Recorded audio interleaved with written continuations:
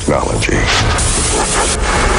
In the mid-20th century, U.S. Army research and development at the Pentagon brought the world into a new age. Incredible advances were made, which helped bring Americans to the highest standard of living ever achieved by a nation.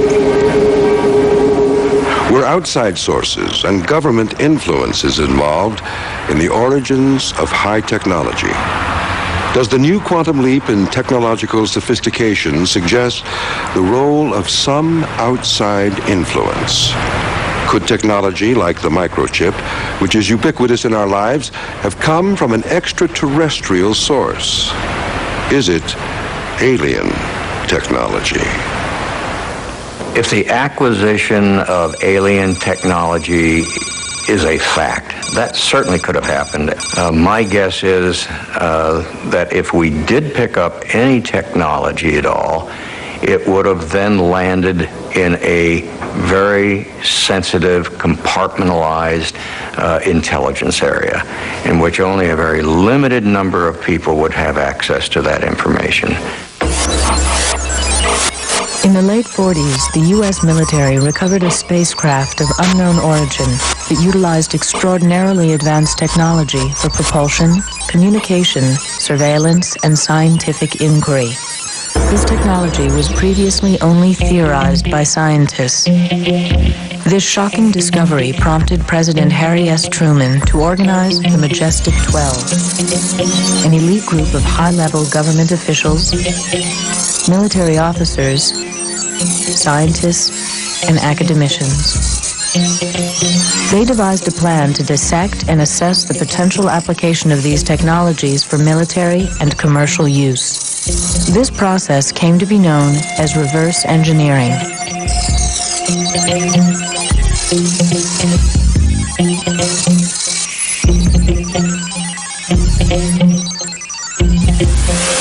With the advent of the Cold War, the Majestic 12 and its program was conducted under the highest level of secrecy since the Manhattan Project. Their goal was to disseminate these technologies to the private sector at firms which were already developing technologies garnered from the war effort. In August of 1947, an alien-created microcircuitry artifact was delivered to Bell Labs. Bell Labs was ready for the challenge of reverse engineering. Within 5 months, by December of that same year, Bell Labs would introduce to the public the first electronic transistor. Bell Labs physicists Walter Brattain, John Bardeen, and William Shockley were the first to successfully reverse engineer microcircuitry. This first example of reverse engineered technology showed crudeness in the area of micromanipulation of particles. The revolutionary ability to control electrons would permanently replace the crude vacuum tube bulb. First of all, Shockley and his team had been working on transistor technology. Of course, nobody called it a transistor back then, but they were working on this technology, basically an electronic gate to send electrons through that was more efficient than the vacuum tube. Now, the workbench notes that they had back then, the notes themselves were reverse engineered. They didn't publish those workbench notes until after 1949. Soon, all life on Earth would be affected by this application of outside information. On the day that was declared the day of discovery, life on this planet changed. Later, General Arthur Trudeau took over the responsibility of distributing technological artifacts from U.S. Army R&D offices at the Pentagon. Colonel Philip J. Corso, intelligence officer for Army Research and Development at the Pentagon, was the first to step forward with information about alien technology. In 1997, when Lieutenant Colonel Corso published his national best-selling book, neither the federal government nor any corporation or individual sought to discredit or refute his revelations about the Pentagon distributing alien technology to the private sector. All this was known, only it wasn't known in the form where we gave an artifact to we gave them research and development projects. One of the things that strikes you most about Philip Corso is not just the fact that he sounds credible, But when you go into his background and you look at the places he's been and where he served and what assignments he's had through the different wars from World War II through Korea, then back to the Pentagon, when you look at that, what you see is that the guy just rings credible. He is like rivet plate metal. Trudeau brought him in. He sat at the foreign technology desk as the deputy at that desk for 90 days, and then he went black. He went secret and became Trudeau's deputy and carry out Trudeau's own assignment, which was get this material from the spacecraft into American industry, the only place it could be safe. Are these alien technologies? What kinds of applications did we reverse engineer from outside technologies?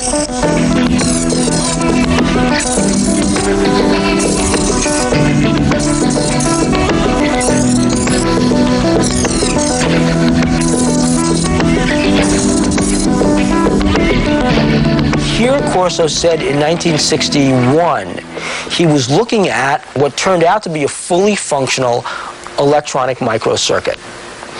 And they brought those, he said, to Bell Labs, because they knew that back in 1947, Trudeau had told him that the Truman administration, that the Army had brought wiring panels from that, they called it a lander. They called it an alien lander. They brought that to New Jersey, where Bell Labs was. And what Truman said to them back in 1947 was, he didn't know what this was, but he said, what is the lowest common denominator? What is the least complicated device you can create, you can reverse engineer from this? How did we show seeming mastery of the atom without a complete understanding of it? For thousands of years, our concept of the atom was very simple. Only now do we know otherwise. Albert Einstein was the first known theorist on stimulated emission and general and special relativity. These provided a simple conception of the atom for people of the 20th century. One of these atoms probably would appear as a tiny elastic sphere, a sphere formed by negatively charged electrons swarming around a massive nucleus of positive electricity. Public opinion holds Albert Einstein as the foremost authority of the atom. Yet, he did all of his work without ever actually seeing one. Today's scientific activity is being done on the quantum level. Theoretical universal string theories contradict some of Einstein's presumptions on the nature of universal law. Regardless of how scientific theory has developed, recent trends in reverse engineering of alien technology couldn't have begun without these scientific foundations. What does the atom mean to us today? No one had ever seen the atom until the present, but the concept has already helped shape society. Is the microchip an intrusion from an outside source? There should have been a parallel in our understanding of what was being created. Without a parallel comprehension of this technological quantum leap, the result has been social disintegration, alienation, and dysfunction. Our scientific understanding has reached downward to the submolecular world and upward to a new global awareness. Yet these advances contradict a diminishing sense of both community and of our responsibility to Earth and to its future generations. The reverse engineering theory holds that the most advanced technology is the result of an outside influence. Looking at technological advances today and trying to explain how those breakthroughs came about in our society, either way, reverse engineering fits right along with the natural progression of things when new technologies emerge. Critics of this viewpoint put reverse engineering into a category that includes paranormal mythology. Well, this is merely an excuse to discount evidence that would lead to a new perspective. Nevertheless, the microchip has become an integral part of many of the electrical machines and appliances that we use today. Its fundamental purpose is to manipulate electrons at the molecular level to perform as electronic switches. In 1958, it was Jack Kilby who was credited with inventing the microchip. In 1965, Semiconductor pioneer Gordon Moore predicted that the number of transistors contained on a computer chip would double every year. This is now known as Moore's Law. Deciphering the microprocessor took 23 years. The microprocessor brought us to increased speed of control of information. In 1970, when Ted Hoff revealed the microprocessor, how much was known about electron behavior? For decades, electrons worked in microprocessors while scientists tried to figure out exactly how they worked. At that time, research was still all in theory. We had no understanding of micro-manipulating mechanisms, ion beam implantation, and electron beam lithography, all used now in manufacturing of electronics. Picosecond imaging circuit analysis is currently used at IBM to study the behavior of electrons in microprocessors. Circuit analysis has produced this high-powered camera to study microcircuitry. A picture of the speeding electron is taken within a trillionth of a second. It has been 40 years since the microchip was invented. Why only now are researchers seeing the submolecular level? Since we can only now recognize electrons at the atomic level, does this support the notion that reverse engineering produced this technology? Is our modern use of microchips and other advanced technologies actually a result of alien technology? Why was the development of alien technology so clandestine? And why would it be so harmful for the public to have this knowledge? What would happen if we learned about the true origins of the laser? Light amplification by stimulated emission of radiation. In 1958, surrounded by much controversy, the laser was introduced. The controversy was a result of the dispute over the question of the inventor of the laser. The litigation that ensued only confuses the fact that no one can claim to be the sole inventor of these technologies. Well, the basic idea really isn't so very complicated. This is a system for amplifying light waves, and it does it something like this, that inside of this tube, we give atoms excess energy by passing an electric current through them. The light wave travels through these atoms then, takes away some of their energy, and thereby amplifies the light wave. It becomes more and more energetic. It's reflected here, passes through again, is amplified more, reflected again, and passes back and forth many times until it becomes very intense. And one can see here the beam coming out. It travels along a very long distance without spreading very much. Credited as the inventors of the laser, did Arthur Scalo, Charles Towns, or Gordon Gould know where the outside information came from? The laser comes from the application of stimulated emission to a crystal. A photon is introduced through optical pumping. Mirrors are used for multiplying the emission of active photons. How was the idea of the use of mirrors introduced into laser development? This burst in radiation, as all the atoms discharge photons, results in a cascade of light. The beam generated by most lasers is pencil thin and maintains its size and direction over great distances. Army laboratory at Columbia University, which staged its first test on a laser right around 1960. That's where they took the laser cutting tool. Not to say this is what a laser is. They already knew what a laser was. What they needed was a working benchmark model of what they could reverse engineer to get a quantum leap on the very technology they were trying to develop. Technology has now harnessed the light. The molecular arrangement of crystal gives direction to light. It is the same molecular arrangement that contains light. We now control information in this light. Some of the companies that were involved in reverse engineering of fiber optics are Bell Labs, Hughes Aircraft, General Electric, IBM, and Corning Glass. Research was done by thousands of people before the mystery of light unraveled. Unlike Thomas Edison and the light bulb, people are not aware that Charles Kao contributed to one of the greatest achievements in technology, the harnessing of light. Why isn't Kao a household name? Has he been lost in the process of reverse engineering? Fiber optics have been manufactured and sold to the public with no question as to its origins. 1 million years of evolution overnight. How did this happen? Smaller than a human hair, the fiber is 2 layers, a crystal core with a glass layer.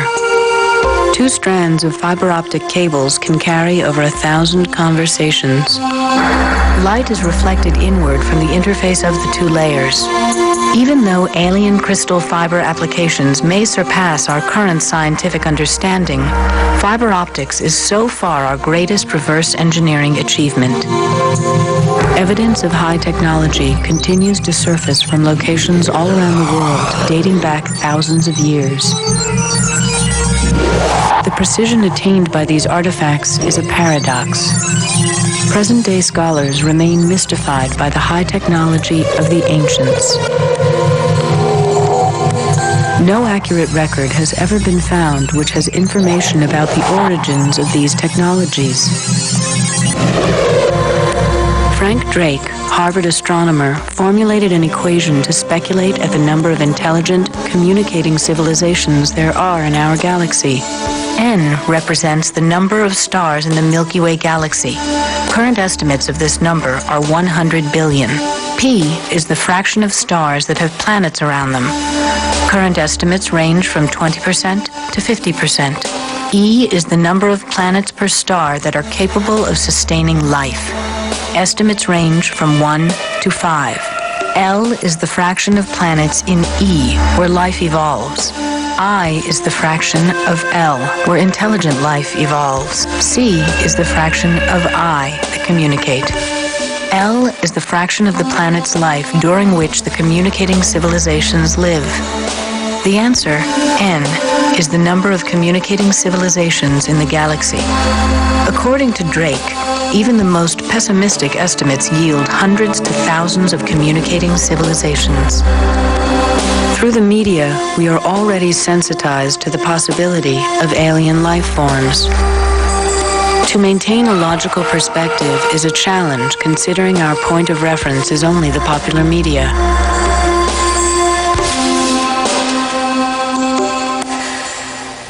The dominant worldview that we've all been raised in for several hundred years now is that we are alone in a lifeless universe.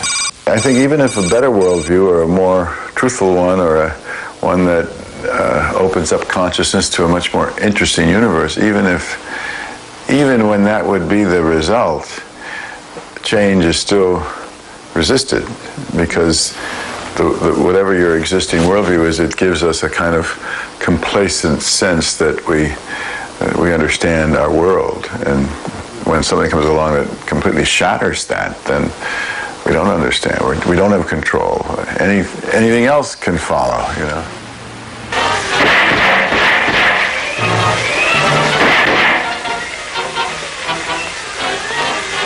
You're not human! A half a century ago, alien technology made an immediate impact.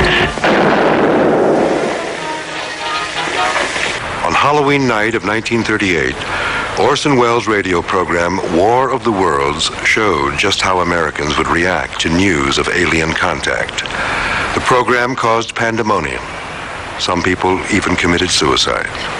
Turn you to Carl Phillips at Grover's Mill. Ladies and gentlemen, here I am. Wait a minute, something's happening. There's a jet of flame springing from the mirror and at least 20 of these bashing men. Lord, they're turning into flames. Extremely surprised to learn that a story which has become familiar to children through the medium of comic strips should have had such an immediate and profound effect upon radio listeners. Flying saucers have invaded our planet. The whole world is under attack. Can it survive?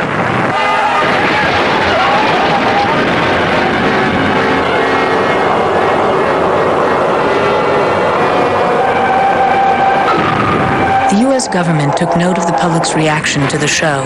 Since then, the government's position has been very cautious on this topic.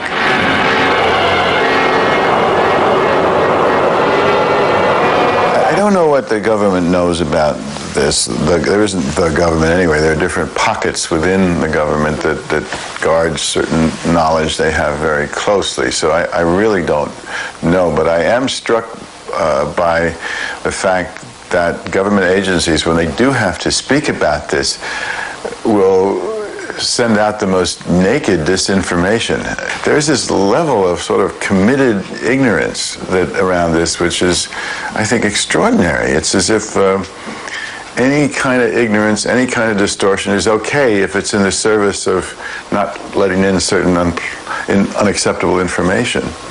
James Forrestal was a member of the Majestic 12 group, and it was suspected that information that he had from his tenure with Majestic 12 contributed to his tragic death. He was an admiral in the Pacific Fleet during World War II, and his military accomplishments were honored by the aircraft carrier bearing his name. 59,000-ton supercarrier. In March of 1949, James Forrestal jumped out of his window at the Bethesda Naval Hospital just months after resigning his position as First Secretary of Defense. A shocked nation mourns the tragic death of James Forrestal, America's first Secretary of Defense. Why would a celebrated hero of World War II then commit suicide during peacetime? Was his reaction no different than those who heard War of the Worlds? What information did he have about this conspiracy that he brought to his grave? The government continues to be silent. It's interesting when something is attacking or challenging the ideology of a culture, then anything goes. The media can do anything. They can present distortions, lies, bring in people who don't know anything in a way that you can't do in other fields, which is really kind of interesting, which again reflects the fact that anything but that this should be true. Any weapon can be used to fight this reality in terms of how it gets represented to the public. Ever since the middle of the century, Americans have been getting accustomed to the notion that we are not alone in the universe.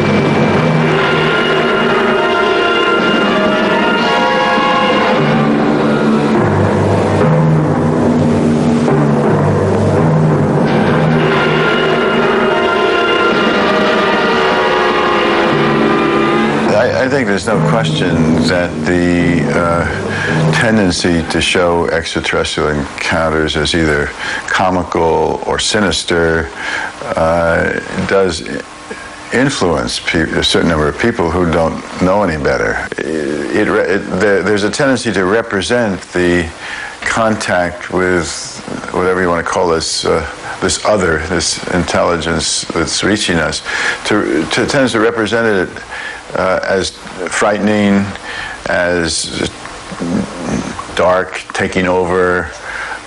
We have to fight them, sort of like movies like Independence Day, which show us somehow conquering this terrible alien invasion. The public's views showed a dramatic change during the early 60s with a boom in popularity of sci-fi movies. The public felt a sense of security by relegating alien contact to the realm of entertainment, while in the real world, the government tried to explain away UFOs with reasons like swamp gas and weather balloons. New movies and broadcasting has proved that society's views have evolved. The public is more open to this than the elite, the general public. If I meet people in a bar, in the street, or have seen something I've done on TV, they, we understand that. That makes sense. Popular culture has portrayed extraterrestrials in a more intellectual light. Individuals in the military have come forward with contact information, but no official statement has been made to confirm or deny any such evidence. Whenever such evidence is brought forward by a private citizen, the response has generally been skepticism. As a result, the public remains doubtful about the credibility of these phenomena because of insufficient information. Perhaps the only logical conclusions that we can draw are the ones that come from our own self-examination. The kind of technology that we now have is a product essentially of the scientific revolution and the industrial revolution. And that is why I spent so much time researching the story of the Luddites. Because the Luddites were people in England at the beginning of the Industrial Revolution who said, wait, what is this technology going to do to us particular, to our jobs, to our families, to our communities, to the environment? And they said they didn't like these new steam technologies coming in. They didn't like these new factories that were being produced because they did people out of jobs. And they said they took their torches and they took their rifles and they took their hammers and they smashed those factories. The government of England, in response to this, mounted the greatest armed force against its own citizens that it has ever done. And within about 3 or 4 years managed to put down this Luddite rebellion. And so the Industrial Revolution was allowed to proceed. These people were done out of their jobs, their communities were destroyed, the environment was black. And this is the kind of stuff that Dickens eventually wrote about. The awful price that had to be paid so that the Industrial Revolution could succeed. And so I wrote about these Luddites and told the story of what they did then, and then I tried to bring it forward 150 years to talk about the people today who are resisting the trends of modern high technology. The fact is that the initial big bang of technological innovation and progress was soon followed by the marriage of the military elite to private companies who exploited this technology and have made billions of dollars from it. Silicon Valley produces 68 millionaires per week. It has opened up the economy to a whole new territory. NASA Ames Research and Silicon Valley are recognizing that alien technology is now public knowledge. Yet the government is still secretive about reverse engineering that is continuing today. For example, special agents from NASA's Office of the Inspector General are investigating private entrepreneurs in Silicon Valley. On October 5th, 1999, I did a story for the San Francisco Examiner about a meeting that was going to be held here in California between people at the NASA Ames Research Center and high-tech Silicon Valley executives. We checked it out and it turned out that they were indeed going to have this meeting. Subsequent to that story, got a call from a NASA investigator that was really concerned because at that meeting, they were going to be talking about propulsion technologies, and Joe Firmager is interested in those technologies because he firmly believes that there is reverse engineering of alien technologies that have helped Silicon Valley be what it is today. Thinking about the computer revolution and its effect on society, you would be blind not to realize how dangerous and pernicious and evil it has been. And I say that in the full recognition that there are individuals who have benefited from it, and that there are certain connections that have been made, and people love to have their email, and they love to be able to be online for this and that. But all of that is trivial. Trivial, whatever tiny personal enjoyments or benefits it has produced for individuals. The important thing about this technology is to see what it has done to the world. It's true that a few will be richer and richer, but what happens in a society, in a global society, where there are just a few rich and there are masses of poor? It is unsustainable.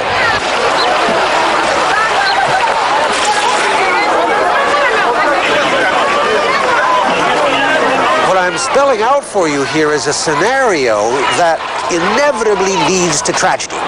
And we can see it happening already.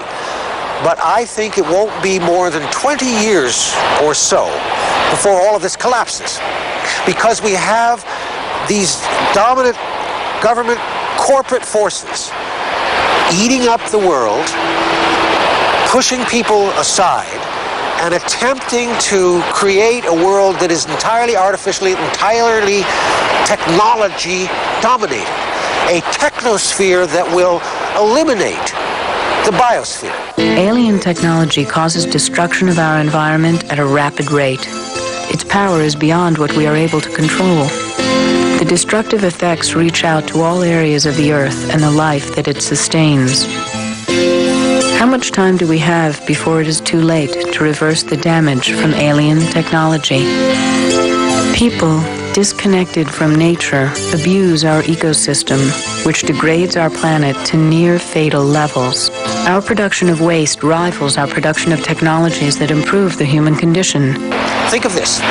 Over there on Wall Street is the beginning process by which $4 trillion is being traded around the world every single day. $4 trillion. Now, you don't trade that stuff buying and selling around the world without having an effect, a real-life effect upon the jobs and the lives and the communities of people. But the psychological effects of all of this are to distance people from the real things that they need in their lives. Love, sodality, community, poetry, dreams, all of the important things.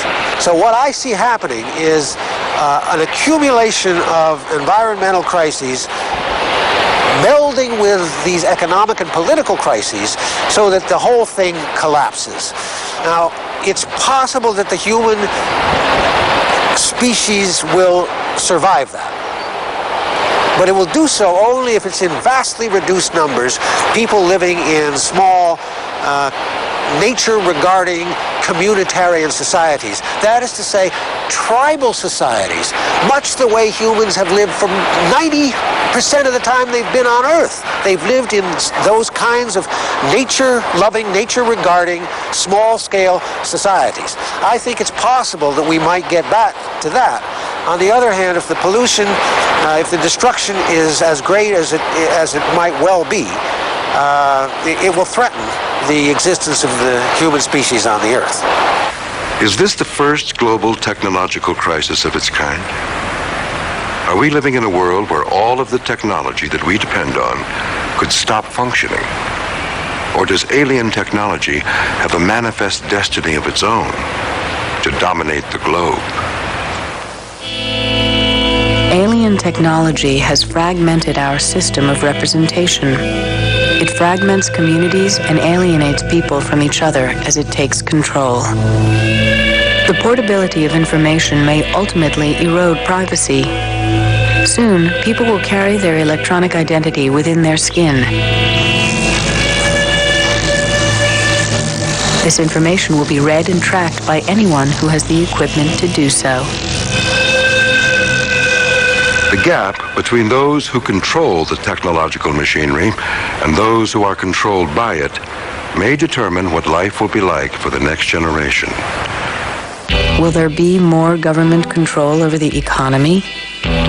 Will there be more government control over our lives? A bold new world order. Or is it technology that is controlling our lives? In politically underdeveloped countries, alien technology has fatal consequences. The U.S. military will not come forward with information surrounding the development of alien technology. Research continues as defense technology reaches for more sophisticated and lethal weapons. The government's priority is to maintain military and economic supremacy and keep the secrets of alien technology that created its power. The American defense system has increased its contractual research with private companies. These companies research independently and operate under total secrecy under the authority of national security. In his 1961 farewell address to the nation, President Eisenhower warned us of the dangers caused by the very situation that our country finds itself in today. In the councils of government, we must guard against the acquisition of unwarranted influence by the military-industrial complex. The potential for the disastrous rise of misplaced power exists. We must never let the weight of this combination endanger our liberties or democratic processes. Akin to and largely responsible for the sweeping changes in our industrial military posture has been the technological revolution during recent decades. Yet in holding scientific research and discovery in respect, as we should, we must also be alert to the equal and opposite danger that public policy could itself become the captive of a scientific, technological elite. The social, economic, political, and environmental consequences of the unbridled rapid growth of technology in all phases of our lives beget a fundamental question. Are we the master of or the slaves to high technology? Do we expect technology to be the solution to our problems? Perhaps we have lost the ability to reassert control over our lives. We may be so technologically dependent that any failure in the system could lead to a catastrophe like a nuclear meltdown. Can we forestall or prepare for such a catastrophe if we are unable or unwilling to address these issues now at a time of unprecedented prosperity? Every major city in the United States is a part of only 3 power grids that supply all of our energy. These systems were built on a computer language called COBOL, Common Business Oriented Language. This computing language was developed by the U.S. Navy in 1957 under the authority of Admiral Roscoe Hillenkoetter of Harry Truman's Majestic 12. Naval officer G.M. Hopper directed the group that wrote the COBOL language. Why was the U.S. Navy involved in creating a language for use in our land-based power grids? Was the Navy's programming knowledge the only way to reverse engineer alien processors? Socially, we are in danger of losing our sense of humanity, our sense of morality, even our sense of family and its critical role in our society. We need to assess the consequences our frenzied electronic way of life has on our planet.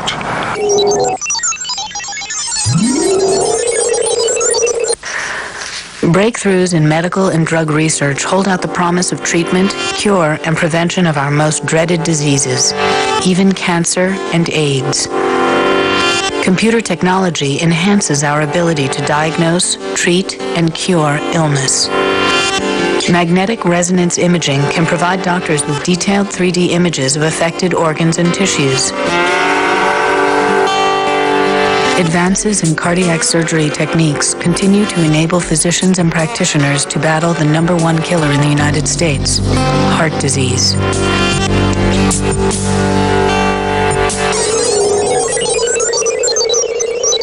Nearly 1,000 satellites orbit the Earth daily and contribute to our increased knowledge of our planet and its atmosphere and weather. Scientists deploy increasingly sophisticated weather radar. Forecasts pinpoint dangerous weather patterns today more quickly and accurately than ever before.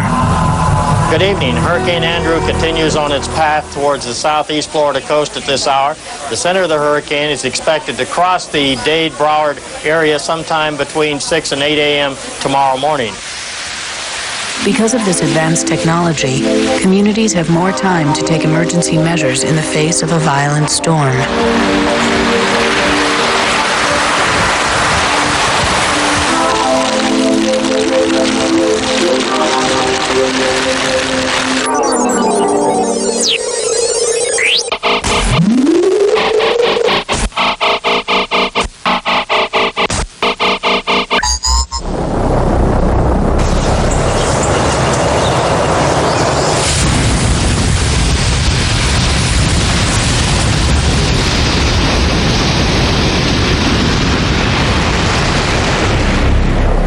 The deployment of the Hubble telescope in the mid-1990s allows man to see to the very edge of the universe.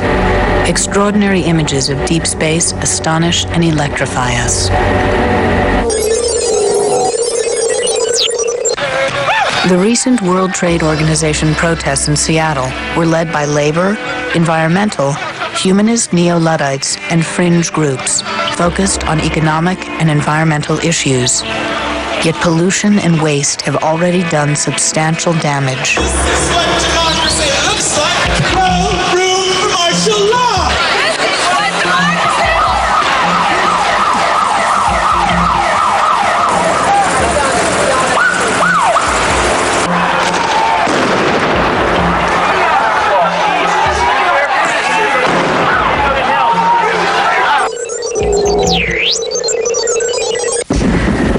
Ironically, a comparatively low-tech alternative to fossil fuel and uranium is wind power. In some regions, it provides clean, reliable energy which could significantly reduce our reliance on imported oil, coal, or nuclear power. Unfortunately, the nuclear power industry is encouraged to develop through government subsidies several times the amount that solar or wind power development will ever receive. With the internet eclipsing 1 billion pages and counting, today's e-revolution is spurring an unprecedented global economic boom. E-commerce is expected to top several $1 trillion in the next few years. Alan Greenspan, chairman of the Federal Reserve, pointed out the critical role of high technology in the growth and reshaping of our economy and society. There are few signs to date of slowing in the pace of innovation and the spread of our newer technologies that, as I have indicated in previous testimonies, have been at the root of our extraordinarily impressive productivity improvement. What is uncertain is the future pace of the application of these innovations, because it is this pace that governs the rate of change in productivity and economic potential. Since nearly any human being can link up individually to the rest of the world, the internet may be the greatest mechanism of democracy ever made. Yet with such unlimited worldwide access to each other, how will our lives be affected? Just in the last few months, serious concerns over privacy and safety on the net have spurred government and corporate responses to arrest and prosecute hackers and other criminals. We may never find definite answers to the mysteries of alien technologies, but because of mankind's discovery and development of extraterrestrial tools, humanity has raced generations beyond our time, closer to our own enlightenment, or destruction, as a species. Furthermore, the rapid pace of technological change has only magnified these problems. So where does it all end? The disparity between the rich and poor nations and individuals continues to grow. The destruction of the rainforests and other habitat, nuclear proliferation, biological weapons, global warming, and ozone depletion show the immediate and direct consequences of technology gone amok. America is the largest arms merchant in the world. This undermines our credibility as a nation of peace. Recent wars in Iraq and Yugoslavia also show the trend toward high-tech electronic warfare, where drones, cruise missiles, and global positioning satellites enable the Pentagon to wage truly impersonal surgical war. Since the Big Bang of technology in the mid-20th century, we have seen the application and misapplication of this reverse-engineered alien technology in every aspect of our lives. We must raise our consciousness on a personal, emotional, global, and even spiritual level. We need to demystify and emasculate the iconography of technology. Maybe we can think and act less selfishly, with a greater sense of community, both locally and globally. Collectively, we can insist that our government, major corporations, academia, and the military seriously consider the consequences of our technological revolution. As citizens, we must insist our leaders address these issues both here and abroad. Globally, the U.S., as the world's sole superpower, must take the lead in shaping and applying high technology. America and its allies must press for a more thoughtful, slower approach to technological change. The Internet is the latest and perhaps an especially sinister example of high technology being used to foster racism, bigotry, and hatred. Our power is not through one person or group or nation. Collectively, we as human beings must fight against complacency, indifference, and ignorance. The world is shrinking every day, and we must act now to save our own humanity. The infinite power of the human mind and spirit can help us harness technology while protecting and healing ourselves and Mother Earth. Otherwise, we may eventually be doomed to nuclear, biological, or technological oblivion.